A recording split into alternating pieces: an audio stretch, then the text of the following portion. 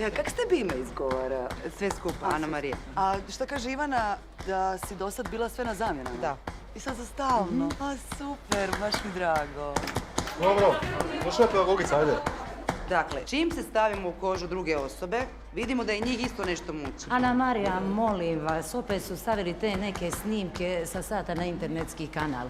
Siniša, mi nismo stigli oko tih snimki popričati. Evo, ako imate 5 minuta. Evo, moram do pedagogice. Ma nije ti meni, Siniša, baš lud. Nije onak kak bi ti rekla da bi me sad to zabrinulo. Pa ne mislim ja da je lud kao poremećen. Ja kad znam da se povijest tako podučava, meni je to užas. Ali mislim, povijest... Dobro je, Vlado, dobro je. to treba regulirati. Niko, on je meni probušio gumu. Pa on.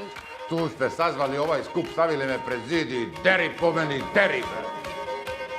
Gledajte, ako ne možemo ovako, onda idemo do ravnateljice. Ako vam ja dam uputu, pogotovo pred roditeljima, onda ju slijedite. Ako nju roditelj pritisne, to ti je njoj glavni prc. Vedrana, molim vas. Nema Vedrana.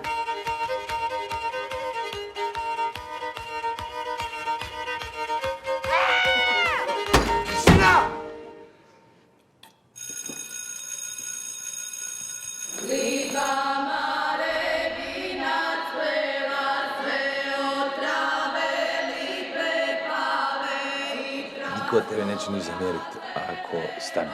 Ne baviš se više time. Ne ideš više s nikim ništa u sukob i gotovo. I kod nas se je svašta događalo. Mene je strah. A ti si se jako zajebala.